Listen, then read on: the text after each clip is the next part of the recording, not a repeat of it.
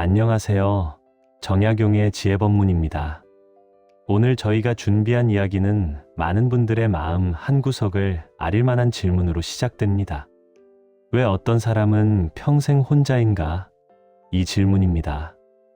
혹시 여러분 주변에 이런 분이 계신가요? 가족이 있고, 직장도 있고, 사회활동도 하면서 살아가는데도 불구하고 깊은 외로움을 느끼는 분들 말입니다. 아이들도 많고 손주들도 많은데 왜인지 모를 공허함이 가시지 않는다고 하시는 분들, 친구들도 많은데 정말로 마음을 터놓고 이야기할 사람이 없다고 느끼시는 분들, 심지어 배우자와도 함께 살면서도 그 사람이 자기를 이해하지 못한다고 생각하시는 분들.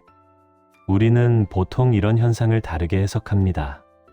혹은 성격 문제라고 생각하고, 혹은 타이밍 문제라고 생각하고, 혹은 운이 없다고 생각합니다. 하지만 동양의 전통 지혜, 특히 불교와 유교의 관점에서 보면 이것은 훨씬 더 깊은 의미가 있습니다. 역사 속의 거인 정약용 선생은 49년간을 지난 귀향에서 보냈습니다. 벼슬에서 물러나 홀로 고향의 집에서 저술과 명상으로 세월을 보낸 것입니다. 하지만 그 고독의 시간은 결코 외로움의 시간이 아니었습니다. 그것은 인간관계를 재설계하고 자신의 관계관을 완성시키는 시간이었습니다. 정약용 선생은 그 기간에 오늘날 우리가 배우는 유교적 지혜의 대부분을 완성했습니다. 우리 모두는 언제쯤부터인가 이런 말을 들어왔습니다. 고독은 피해야 할 것이다. 관계 속에 있어야 건강하다. 혼자면 불행하다. 하지만 불교와 유교의 오래된 지혜는 이렇게 말합니다. 고독은 벌이 아니라 배움이고 외로움은 실패가 아니라 전환점이라고. 오늘 우리가 함께 살펴보려는 이야기는 이것입니다. 만약 지금 당신이 혼자라면 그것은 우연이 아니라는 것. 그것은 당신의 영혼이 이 생에서 배워야 할 가장 중요한 과제를 받은 것이라는 것. 그리고 무엇보다 중요한 것은 그 혼자인 삶이 끝이 아니라 다시 시작하는 자리라는 것입니다. 우리는 함께 이 깊은 질문을 풀어나가겠습니다. 당신의 외로움이 어디서 왔는지, 그것이 정말 무엇을 의미하는지, 그리고 가장 중요하게는 어떻게 그것을 넘어설 수 있는지를 말입니다. 이제 시작하겠습니다. 첫 번째 이야기입니다. 불교에서는 고독을 어떻게 보는가? 불교에서 말하는 업이라는 개념이 있습니다. 한국 사회에서 업이라는 말은 보통 나쁜 일이 일어나는 것으로 이해되고 있습니다. 마치 어떤 초자연적인 신이 우리의 과거 행동에 대해 벌을 내리는 것처럼요. 하지만 불교의 업이라는 개념은 그렇게 단순하지 않습니다. 업이란 사실 이런 의미입니다. 업이란 내가 한 선택이 남긴 흔적이며 그 흔적이 시간이 지나고 조건을 만나면 다시 열리는 구조를 말합니다. 마치 우리가 파종을 하면 적절한 시간과 조건이 만났을 때 그 씨앗이 다시 싹을 틔우는 것처럼 말입니다. 예를 들어 보겠습니다. 어떤 사람이 살아가면서 인간관계를 가볍게 여기기로 선택했다고 해봅시다. 필요할 때만 다른 사람에게 손을 내밀고 그 사람을 얻으면 떠나버렸다고 해봅시다. 혹은 남에게 무언가를 해줄 때도 늘 마음 한구석에서 계산을 하고 있었다고 해봅시다. 이런 선택들은 그 순간에는 지나가는 것처럼 보이지만 실은 우리의 영혼에 깊은 흔적을 남깁니다. 불교에서는 이런 선택을 고독의 씨앗이라고 부릅니다. 이 씨앗은 현생에서 어떤 형태로 나타날까요? 사람은 많은데 왠지 깊어지지 않습니다. 주변에 사람은 많은데 그 누구와도 진정한 관계를 맺지 못하는 것 같습니다. 누군가와 가까워질수록 인연이 끊어집니다. 한두 번 잘못되거나 오해하면 그 관계는 깨져버립니다. 정을 주면 늘 돌아오지 않습니다. 우리가 베푼 것은 다시 돌아오지 않고 우리가 주문 것에 대해서만 늘 채워지지 않는 그리움이 남습니다. 여러분, 이것이 우연일까요? 아니면 어떤 표현일까요? 불교는 이를 버리라고 말하지 않습니다. 벌이라는 개념 자체가 누군가의 심판을 전제하기 때문입니다. 불교에서는 이를 다르게 봅니다. 이것은 너는 관계에 대해 다시 배워야 한다는 신호라고 봅니다. 이것은 우주의 법칙이 우리에게 보내는 메시지라는 것입니다. 생각해 보세요. 만약 우리가 지속적으로 깊은 관계를 맺고 있었다면, 만약 우리가 남을 위해 무언가를 할 때 그것이 돌아오기를 기대하지 않았다면, 만약 우리가 진정으로 다른 사람을 이해하려고 노력했다면, 이 생에 와서 왜 고독이 찾아올까요? 고독이 우리 삶에 나타나는 것은 그것이 우리의 영혼이 아직 배우지 못한 과제라는 뜻입니다. 마치 학교에서 어떤 학생이 계속 같은 반에 남게 되는 것처럼 우리의 영혼도 배우지 못한 과제를 다시 만나게 되는 것입니다. 그런데 여기서 매우 중요한 포인트가 있습니다. 불교에서 말하는 업의 법칙은 결코 숙명론이 아니라는 것입니다. 불교는 넌 혼자 살아야 한다. 이건 정해진 운명이다 라고 말하지 않습니다. 오히려 반대입니다. 불교는 이렇게 말합니다. 이 생에서 너에게 고독한 환경을 준 것은 벌이 아니라 선물이다. 왜냐하면 이 환경 속에서 너는 관계의 진정한 의미를 배울 수 있기 때문이다. 고독 속에서 넌 다른 사람을 얼마나 많이 그리워하는지 알게 될 것이고, 그 그리움이 바로 사랑의 시작이 되기 때문이다. 그리고 너는 다시 관계를 맺을 때 이전과는 완전히 다른 태도로 임할 수 있을 것이기 때문이다. 여러분, 혹시 여러분의 삶에서 고독을 느꼈을 때, 이건 내가 배워야 할 무언가가 있다는 신호구나 라고 생각해 본 적이 있으신가요? 혹은 그 고독 속에서 당신이 다른 사람을 얼마나 소중히 여기게 되는지를 느껴본 적이 있으신가요? 불교적 관점에서 보면 이것이 바로 업이 전환되는 순간입니다. 우리가 고통 속에서 무언가를 배울 때 그것이 바로 우리의 영혼이 성장하는 자리입니다.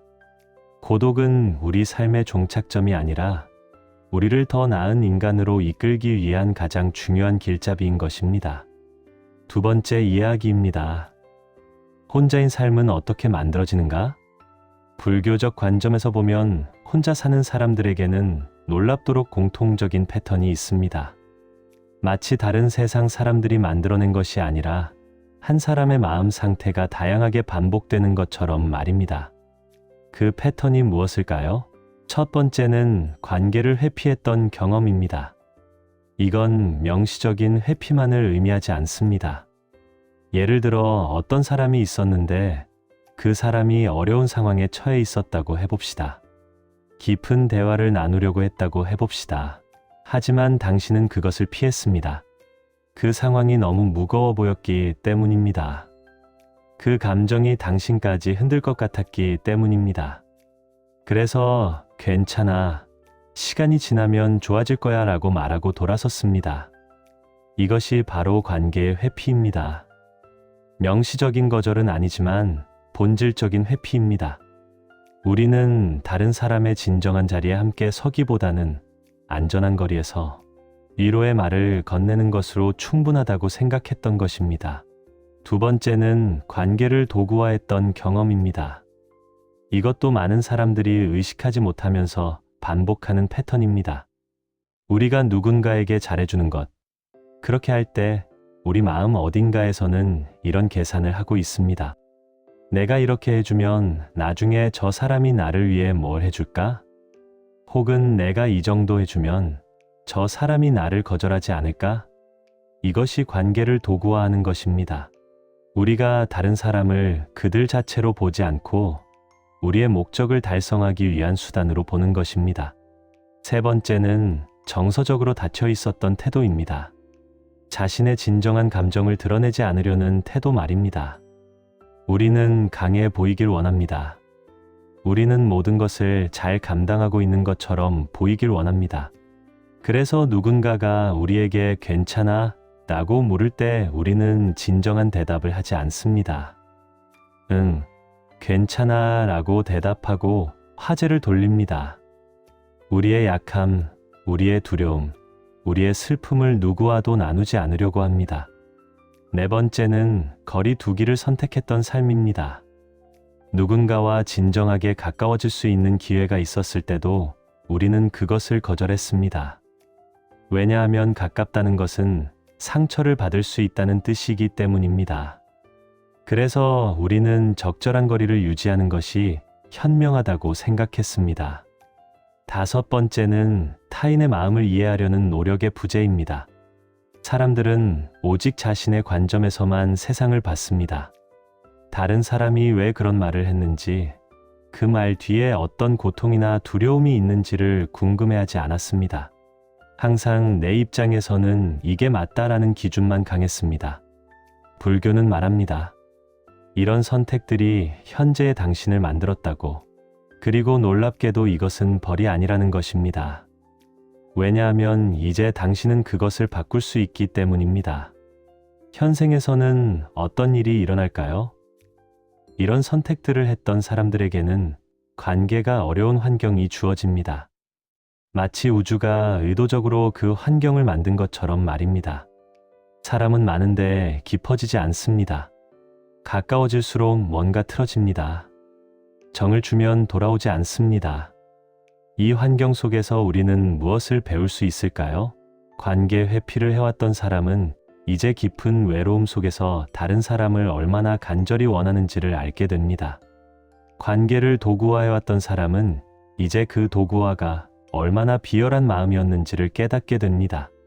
정서적으로 닫혀 있었던 사람은 이제 자신을 열어야 한다는 것을 깨닫게 됩니다. 거리 두기를 해왔던 사람은 그 거리가 자신을 얼마나 외롭게 하는지를 알게 됩니다. 타인의 마음을 무시해왔던 사람은 이제 다른 사람의 마음을 간절히 이해하고 싶다는 갈망을 느끼게 됩니다. 여러분, 이것이 바로 불교가 말하는 업의 전환입니다. 고통 속에서 배움이 시작되고, 배움 속에서 변화가 일어나고, 변화 속에서 비로소 새로운 인연이 열리게 되는 것입니다. 이제 여러분이 이해해야 할 중요한 포인트가 있습니다. 당신이 혼자라는 것은 당신이 나쁜 사람이어서가 아니라 당신이 아직 배워야 할 무언가가 있기 때문이라는 것입니다. 당신이 다른 사람과 깊은 관계를 맺지 못하는 것은 당신이 무능하기 때문이 아니라 당신의 영혼이 이번 생에서 관계의 진정한 의미를 배워야 하기 때문인 것입니다. 그리고 가장 중요한 것은 이 배움은 이미 시작되었다는 것입니다. 당신이 지금 왜 내가 혼자일까? 라고 질문하고 있다면 그 질문 자체가 이미 변화의 시작입니다. 세 번째 이야기입니다. 정약용 선생이 보는 고독의 의미. 지금부터 우리는 조선시대 최고의 철학자이자 실천가였던 정약용 선생의 관점으로 같은 질문을 살펴보겠습니다. 정약용 선생은 불교를 직접적으로 말하지는 않지만 유교의 핵심 개념인 관계의 연속성과 인간의 도리를 극도로 중시했습니다. 여러분은 혹시 정약용 선생이 어떤 삶을 살았는지 알고 계신가요? 정약용 선생은 1762년에 태어나 1836년에 돌아가신 분입니다. 조선시대의 최고의 지식인이었던 그는 동인과 서인의 당파 싸움에서 서인으로 분류되어 있었습니다. 그렇기 때문에 그의 인생 여정은 결코 순탄하지 않았습니다. 특히 말년의 49년간 정약용 선생은 전주 진안으로 귀향을 가게 됩니다. 벼슬에서 물러나 고향에서 혼자의 시간을 보낸 것입니다. 그 기간 동안 그는 대부분을 저술과 명상으로 보냈습니다. 많은 사람들은 이를 유배라고 이해했습니다. 하지만 정약용 선생 자신은 이 시간을 어떻게 이해했을까요? 정약용 선생의 사상 중 가장 핵심적인 개념이 하나 있습니다. 바로 어짐입니다. 유교에서 말하는 어짐은 단순하게 번역되지 않는 개념입니다. 흔히 인정, 어짐, 사랑이라고 번역되지만 더 정확하게는 사람을 품는 마음입니다. 모든 사람을 있는 그대로 받아들이고 그들의 고통을 함께하고 그들의 기쁨을 함께하는 마음이 바로 어짐입니다. 정약용 선생에 따르면 인간은 절대로 혼자 완성되는 존재가 아닙니다. 인간은 반드시 관계 속에서만 자신을 다듬을 수 있습니다. 부모와의 관계 속에서 우리는 효를 배웁니다. 형제와의 관계 속에서 우리는 우애를 배웁니다. 부부 관계 속에서 우리는 의무와 책임을 배웁니다. 친구와의 관계 속에서 우리는 믿음과 진심을 배웁니다. 이 모든 관계 속에서 어짐이 시연되는 것입니다. 그런데 여기서 매우 흥미로운 질문이 생깁니다. 만약 그렇다면 49년을 거의 혼자 보낸 정약용 선생은 어떻게 이해해야 할까요? 그는 자신의 철학과 모순되는 삶을 살았을까요? 아니, 그렇지 않습니다. 정약용 선생은 오히려 그 고독한 시간 속에서 자신의 어짐을 더욱 깊게 하고 완성했습니다. 왜냐하면 그는 그 고독 속에서 모든 사람을 품는 마음을 더욱 깊게 이해하게 되었기 때문입니다. 정약용 선생이 저술한 목민심서, 경세요표, 흠음신서 같은 저작들을 보세요.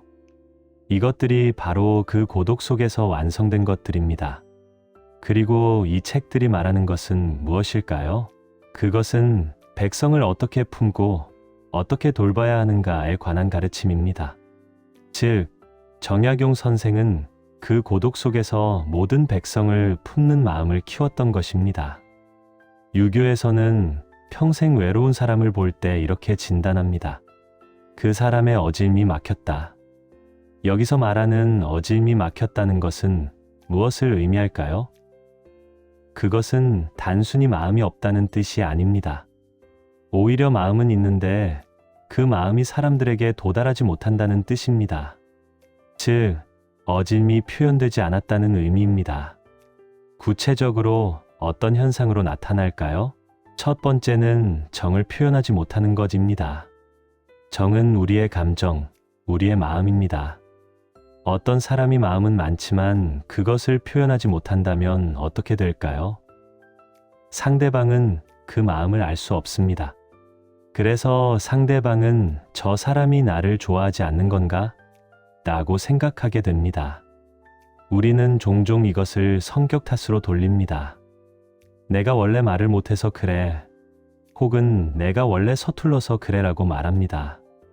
하지만 유교 관점에서 보면 이것은 단순한 성격 문제가 아니라 어짐이 막힌 상태입니다.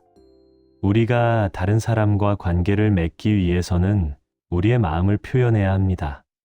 그렇지 않으면 관계는 시작될 수 없습니다. 두 번째는 마음은 있으나 행동으로 옮기지 않는 것입니다. 우리는 상대방을 도와주고 싶은 마음을 가지고 있을 수 있습니다. 하지만 그것을 실제 행동으로 옮기지 않습니다. 왜냐하면 그것이 번거롭기 때문입니다. 혹은 시간이 없기 때문입니다. 혹은 다른 사람에게 짐이 될까봐 두렵기 때문입니다. 하지만 유교에서는 말합니다. 마음만으로는 부족하다고. 어짐은 반드시 행동으로 표현되어야 합니다. 마음을 품는 것과 그 마음을 실천하는 것. 이 두 가지가 모두 있어야 비로소 진정한 관계가 만들어진다는 것입니다. 세 번째는 관계에서 늘 자기만 옳다는 기준이 강한 것입니다. 이것은 정약용 선생이 특히 강조한 부분입니다. 평생 외로운 사람들을 보면 대부분 이런 특징이 있습니다. 그들은 자신의 기준으로 다른 사람을 판단합니다. 내 기준에서 보면 저 사람이 틀렸다. 내 방식이 맞다. 그래서 다른 사람의 이야기를 듣지 않습니다. 다른 사람의 입장을 이해하려고 하지 않습니다. 항상 자신의 관점에서만 상황을 봅니다. 이것이 바로 어짐이 막힌 상태입니다. 어짐은 기본적으로 상대방을 있는 그대로 받아들이는 마음인데 이것이 완전히 반대로 작동하고 있기 때문입니다. 정약용 선생은 이런 사람들을 보며 말했습니다. 고독은 사람이 없어서가 아니라 사람을 품는 힘이 약해진 상태다. 여러분, 정약용 선생의 이 말씀을 깊게 들어보세요. 고독은 외부의 문제가 아니라 내 마음의 문제라는 것입니다. 아무리 사람이 많이 있어도 내가 그들을 품을 수 없다면 우리는 혼자인 것입니다. 반대로 아무리 사람이 적어도 내가 그들을 품을 수 있다면 우리는 혼자가 아닌 것입니다. 정약용 선생이 49년을 고향에서 보낼 수 있었던 이유가 바로 이것입니다. 그는 모든 사람을 품는 마음을 가지고 있었기 때문입니다. 그래서 그의 방 한 칸이 온 세상의 마음과 연결되어 있었던 것입니다. 그는 가난한 농민을 생각했고, 억울하게 감옥에 갇혀 있는 사람을 생각했고, 왕과 신하들의 갈등으로 고통받는 백성을 생각했습니다. 그래서 그는 혼자가 아니었던 것입니다. 네 번째 이야기입니다. 전생의 선택이 현생의 태도가 되다. 불교와 유교가 각각 다른 언어로 표현하고 있지만 이 두 전통이 공통적으로 말하는 가장 핵심적인 진리가 있습니다. 그것은 이것입니다. 사람의 삶은 단절된 한 생이 아니라 태도의 연속이다. 우리는 보통 이렇게 생각합니다. 내가 지금 혼자인 것은 지금의 상황 때문이다. 만약 좋은 사람을 만났다면 달라졌을 것이다. 만약 좋은 환경에 있었다면 달라졌을 것이다. 이렇게 외부의 원인을 찾습니다. 하지만 불교와 유교는 다르게 봅니다. 불교와 유교는 말합니다. 당신의 지금 상황은 당신의 과거 태도가 빚어낸 결과다. 생각해보세요. 전생에서 관계를 회피했던 사람이 이 생에서 갑자기 관계를 주도적으로 맺을까요? 전생에서 다른 사람을 도구화했던 사람이 이 생에서 갑자기 진심으로 타인을 보살필까요? 전생에서 거리를 두려고 했던 사람이 이 생에서 갑자기 가까워질 수 있을까요? 아닙니다. 우리의 영혼은 그 태도를 가지고 이 생으로 옮겨옵니다. 그리고 그 태도는 이 생의 성격이 됩니다. 그리고 그 성격은 다시 이 생의 관계의 결과를 만듭니다. 따라서 우리가 혼자라면 그것은 우리의 현생의 성격 때문입니다. 그리고 우리의 현생의 성격은 우리의 전생의 선택 때문입니다. 이것이 인과관계입니다. 하지만 여기서 매우 중요한 포인트가 있습니다. 불교와 유교는 이를 따라서 넌 바뀔 수 없다라고 말하지 않습니다. 오히려 반대입니다. 불교와 유교는 이를 지금 바뀌기 위한 신호라고 봅니다. 왜냐하면 현생의 성격은 현생의 선택으로 바꿀 수 있기 때문입니다. 이것이 바로 우리가 지금 깨어야 할 가장 중요한 깨달음입니다. 혼자인 사람의 삶을 자세히 들여다보면 어떤 공통적인 질문을 앞에서 서게 됩니다. 그 질문이 무엇일까요? 나는 먼저 다가간 적이 있는가? 정약용 선생도 말했습니다. 인간관계의 시작은 먼저 다가가는 것이라고. 다른 사람이 나를 봐주기를 기다리는 것이 아니라 내가 먼저 그들을 보러 가야 한다는 것입니다. 당신이 지금 혼자라면 한번 물어보세요. 나는 정말로 누군가에게 먼저 다가간 적이 있는가? 만약 없다면 이것이 당신이 배워야 할 첫 번째 과제입니다. 나는 오래 기다려본 적이 있는가? 관계는 시간을 요구합니다. 깊은 관계가 만들어지는 데는 오랜 기다림이 필요합니다. 마치 나무가 자라기 위해서는 몇십 년의 시간이 필요하듯이 말입니다. 그런데 현대인들은 이 기다림을 잃어버렸습니다. 이 사람과 안 맞는 것 같으니까 다른 사람을 만나자. 이 관계가 번거로운 것 같으니까 거리를 두자. 우리는 너무 빨리 포기합니다. 당신이 지금 혼자라면 한번 생각해 보세요. 나는 누군가를 위해 정말로 오래 기다려본 적이 있는가? 그 기다림이 실을 맺을 때까지 포기하지 않고 기다려본 적이 있는가? 만약 없다면 이것이 당신이 배워야 할 두 번째 과제입니다. 나는 관계에서 손해를 감수해 본 적이 있는가? 모든 관계의 깊이는 결국 우리가 그것을 위해 얼마나 많은 것을 포기했는가에 따라 결정됩니다. 내가 배우자를 위해 내 시간을 포기했는가? 내가 부모를 위해 내 꿈을 포기했는가? 내가 친구를 위해 내 편의를 포기했는가? 우리가 누군가를 위해 뭔가를 포기할 때 그것이 바로 우리가 그 관계에 진정으로 투자한다는 뜻입니다. 그리고 그 투자만이 깊은 관계를 만듭니다. 당신이 지금 혼자라면 한번 물어보세요. 나는 정말로 누군가를 위해 손해를 감수해 본 적이 있는가? 내가 처한 편의를 포기해가며 그 사람 곁에 있어 본 적이 있는가? 만약 그렇지 않다면 당신의 고독은 사실 일종의 신호입니다. 넌 아직 이런 것들을 배워야 한다는 신호입니다. 여러분, 혹시 당신이 지금 이 질문들 앞에서 서 있다면 그것은 의미심장한 순간입니다. 왜냐하면 당신이 이 질문에 직면했다는 것은 당신이 이미 변할 준비가 되었다는 뜻이기 때문입니다. 5번째 이야기입니다. 고독의 반대말은 무엇인가? 우리는 보통 고독의 반대말을 관계라고 생각합니다. 아니면 사랑이라고 생각합니다. 하지만 불교와 유교의 관점에서 보면 고독의 반대말은 그것이 아닙니다. 고독의 반대말은 이해입니다. 우리는 타인에 의해서가 아니라 타인의 이해 부족에 의해 혼자가 됩니다. 반대로 우리는 타인에 의해서가 아니라 타인의 이해로 인해 혼자가 아니게 됩니다. 당신이 아무리 많은 사람 속에 있더라도 그 사람들이 당신을 이해하지 못한다면 당신은 혼자입니다. 반대로 당신이 단 한 사람이라도 그 사람이 당신을 이해한다면 당신은 혼자가 아닙니다. 그리고 더 중요한 것은 이것입니다. 우리가 혼자인 가장 근본적인 이유는 우리가 다른 사람을 이해하지 못하기 때문이라는 것입니다. 당신이 다른 사람을 이해하려고 노력했는가? 당신이 다른 사람의 입장에 서본 적이 있는가? 당신이 다른 사람의 고통을 진정으로 함께했는가? 우리가 평생 배워야 하는 가장 중요한 과제 중 하나가 바로 이것입니다. 다른 사람을 이해하는 것, 그리고 그것을 실천하는 것. 정약용 선생이 49년 고향에서 보낸 시간 동안 무엇을 했을까요? 당신도 알 수 있습니다. 그는 백성의 입장에서 법을 생각했습니다. 그는 농민의 입장에서 농업을 생각했습니다. 그는 죄수의 입장에서 형법을 생각했습니다. 그는 한 명의 이해하지 못하는 왕의 입장에서도 그 왕이 왜 그렇게 결정할 수밖에 없었는지를 이해하려고 했습니다.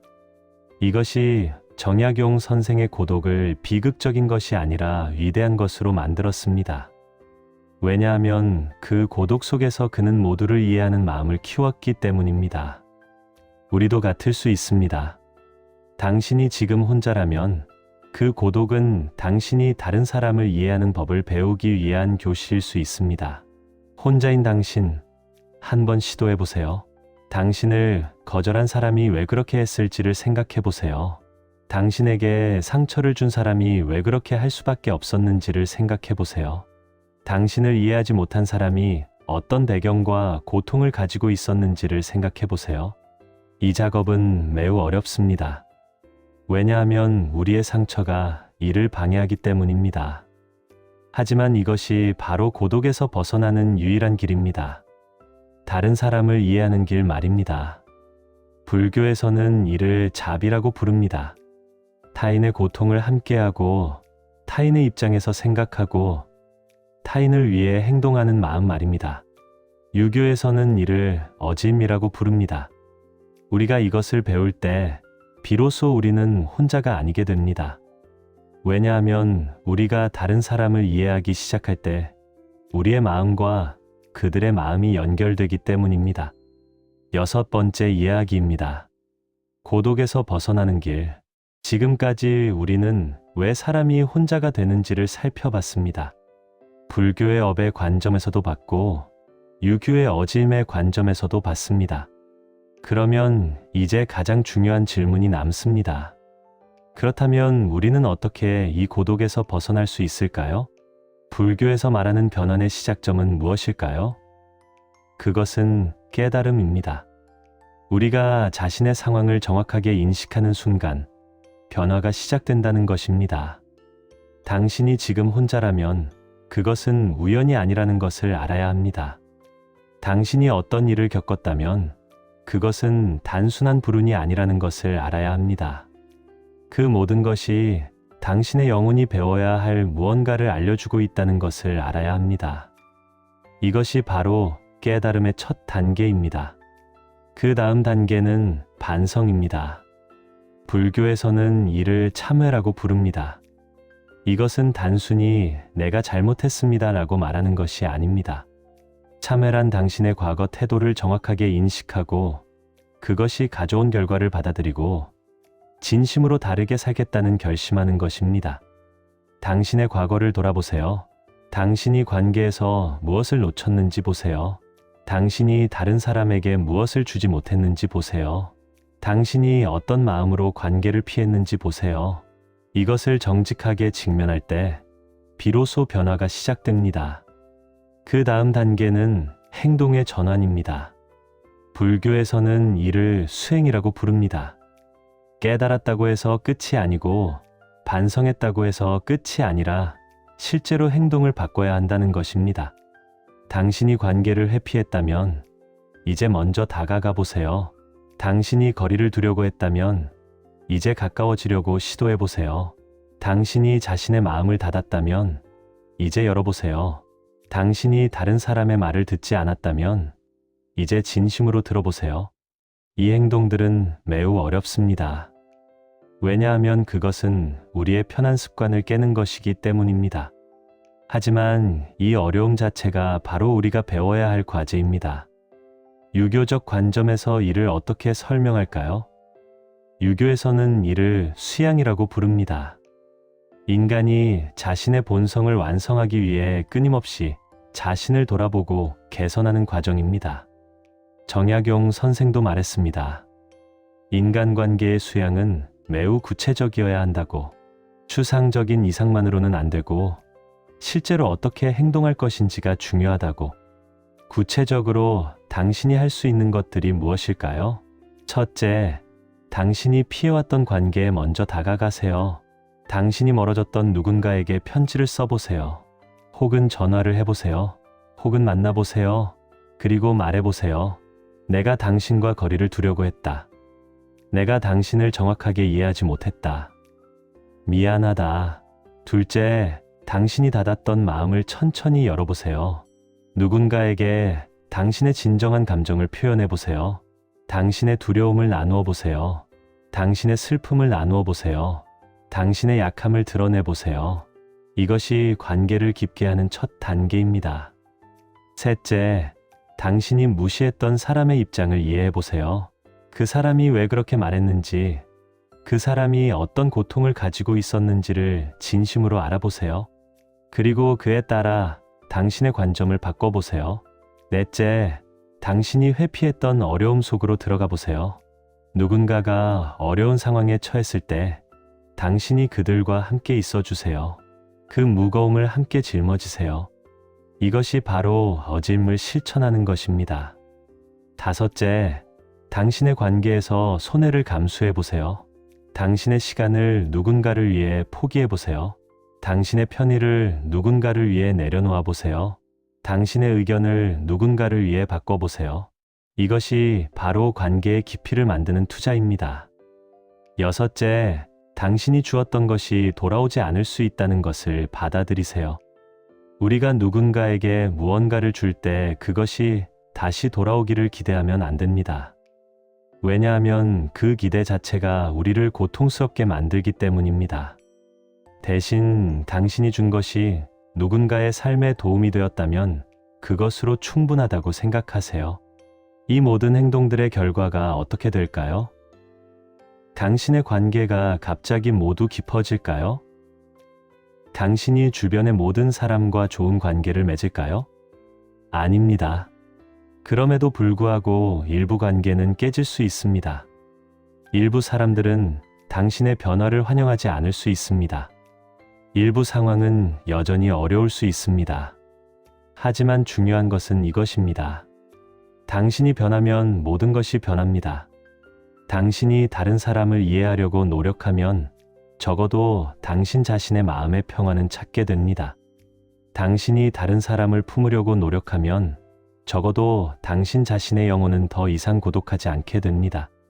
왜냐하면 고독의 원인이 다른 사람의 부재가 아니라 우리 자신에 닫혀있는 마음이기 때문입니다. 7번째 이야기입니다. 가장 고독한 순간이 가장 큰 변환의 자리다. 불교에서는 이런 말씀이 있습니다. 가장 고독한 순간이 가장 큰 전환의 자리다. 이 말씀이 무엇을 의미하는지를 이해하기 위해서 우리는 한 가지를 알아야 합니다. 그것은 사람이 언제 진정으로 자기 자신을 마주하게 되는가 하는 것입니다. 우리가 주변에 사람들이 많을 때는 우리는 연기를 합니다. 우리는 사회가 요구하는 역할을 수행합니다. 우리는 다른 사람들의 기대에 맞춰 살아갑니다. 하지만 사람이 없을 때, 특히 깊은 고독 속에 있을 때 우리는 더 이상 연기할 수 없습니다. 그 순간 우리는 진정한 자기 자신과 마주하게 됩니다. 그리고 이것이 바로 변화가 시작되는 순간입니다. 정약용 선생도 그렇습니다. 그가 고향으로 내려가기 전에는 그가 이루고 싶은 것이 많았을 것입니다. 관료로서의 출세, 정치적 영향력, 사회적 지위. 하지만 49년의 고독 속에서 그는 이 모든 것들이 사실은 그리 중요하지 않다는 것을 깨닫게 됩니다. 그리고 무엇이 진정으로 중요한지를 깨닫습니다. 유교에서도 이것을 말합니다. 우리가 외로움을 느낄 때만 우리는 우리 자신을 진정으로 볼 수 있다는 것입니다. 우리의 약함을 볼 수 있다는 것입니다. 우리의 결함을 볼 수 있다는 것입니다.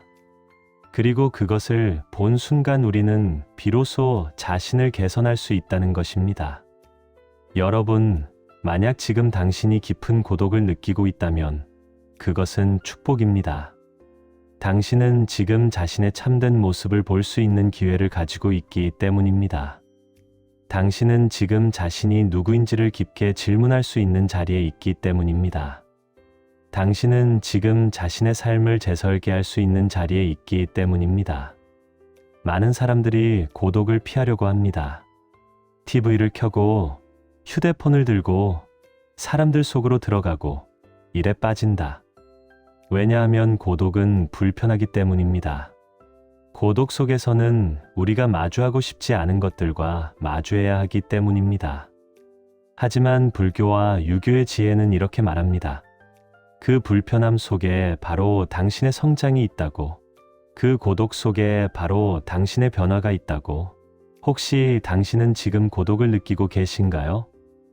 그렇다면 당신은 지금 깊게 당신 자신과 마주해 보세요. 당신이 누구인지를 묻고, 당신이 무엇을 원하는지를 묻고, 당신이 어떻게 살아야 할 것인지를 묻고 있나요? 이 질문들에 대한 답이 나올 때 비로소 당신의 고독은 끝나갈 것입니다. 왜냐하면 당신은 이미 당신의 삶을 재설계하고 있기 때문입니다. 8번째 이야기입니다. 마음을 돌아보는 것의 의미. 불교에서는 명상을 강조합니다. 유교에서는 성찰을 강조합니다.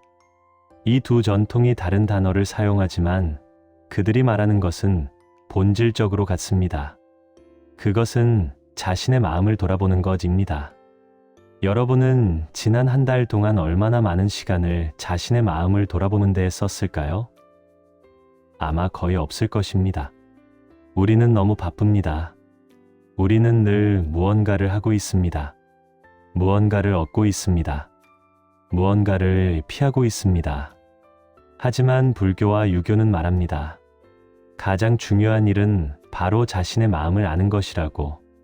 자신이 무엇을 두려워하는지, 자신이 무엇을 원하는지, 자신이 무엇을 회피하는지를 아는 것이라고. 만약 당신이 혼자라면 이것은 당신이 그 작업을 할 수 있는 가장 좋은 환경을 받은 것입니다. 당신에게는 시간이 있습니다. 당신에게는 조용함이 있습니다. 당신에게는 고독함 속에서 자신과 마주할 수 있는 기회가 있습니다. 정약용 선생이 49년 동안 남긴 저작들을 보세요. 그것은 모두 깊은 성찰의 결과입니다. 그는 매일 아침 명상으로 시작했고, 그 명상 속에서 깊은 질문들과 마주했고, 그 질문들에 대해 깊게 생각했습니다. 그리고 그 생각을 글로 남겼습니다. 이 과정의 반복이 바로 그를 위대한 철학자로 만든 것입니다. 우리도 할 수 있습니다. 당신이 고독하다면 매일 아침 당신의 마음을 돌아보는 시간을 가져보세요. 당신이 어제 무엇을 했는지를 돌아보세요. 당신이 어떤 태도로 관계를 맺었는지를 돌아보세요. 당신이 다른 사람을 어떻게 대했는지를 돌아보세요. 당신이 무엇을 후회하는지를 돌아보세요. 당신이 내일 어떻게 다르게 할 수 있을지를 생각해 보세요. 이 작업은 매우 작은 것처럼 보입니다. 하지만 이 작은 작업의 반복이 바로 우리를 변화시키는 것입니다.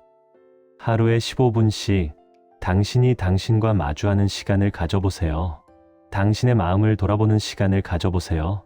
6개월 후 당신은 자신이 얼마나 변했는지를 느낄 것입니다. 1년 후 당신의 삶 자체가 달라져 있을 것입니다.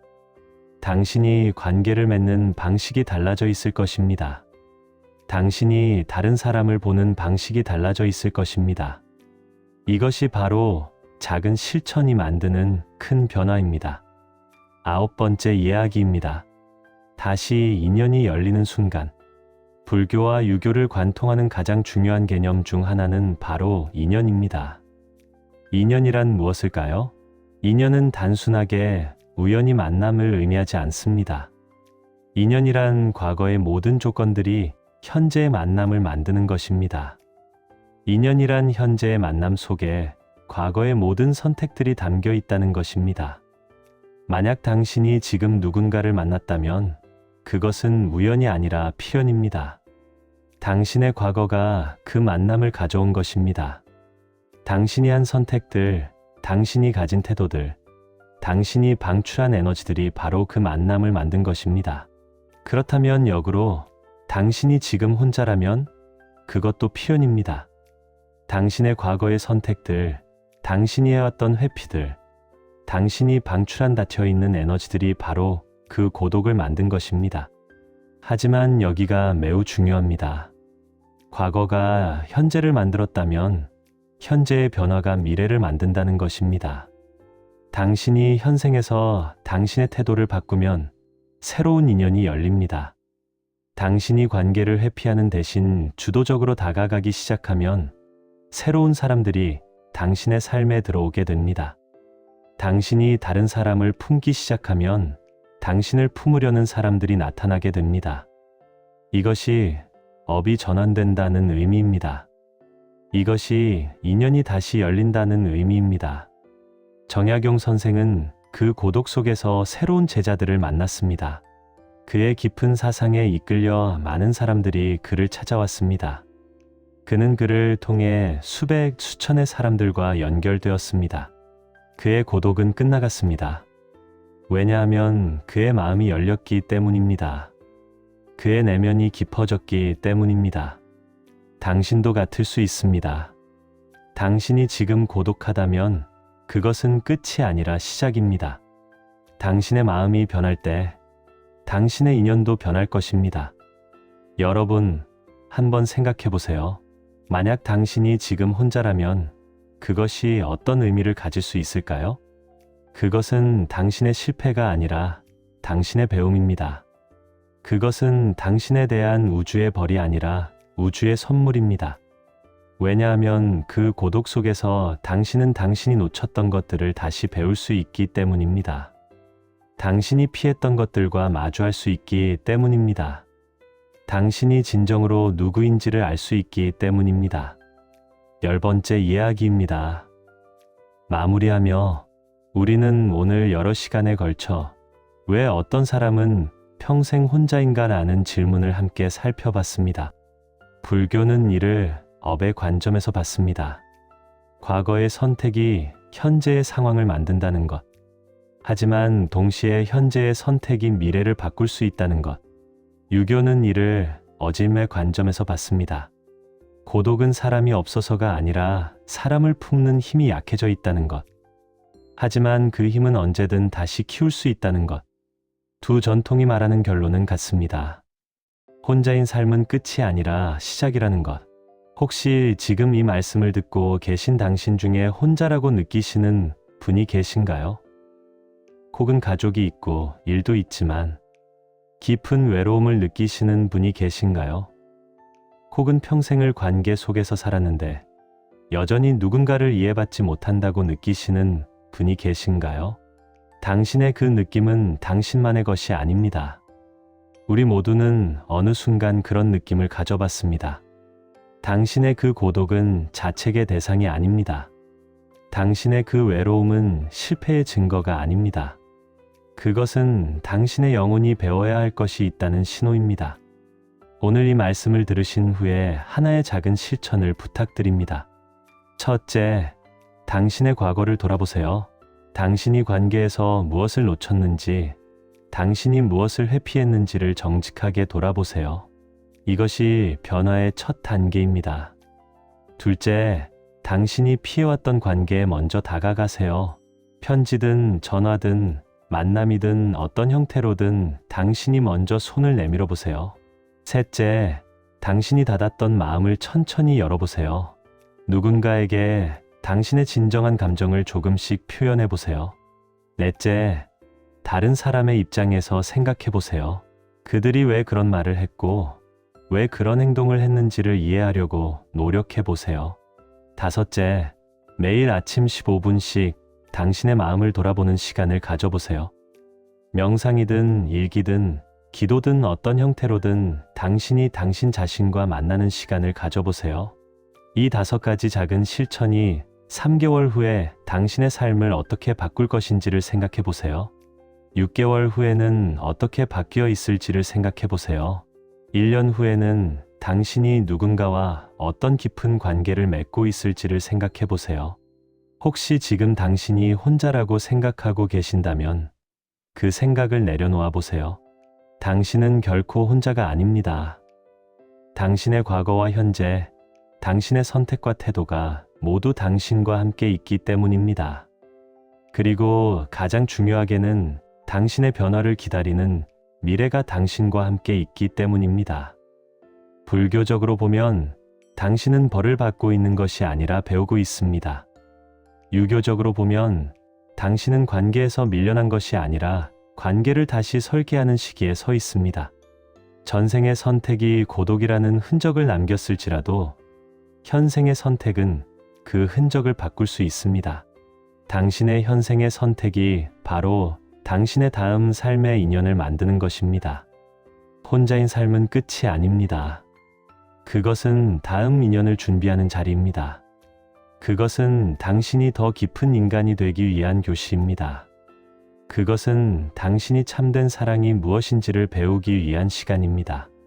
지금 이 순간부터 당신이 무엇을 선택할 것인지가 당신의 내일을 결정합니다.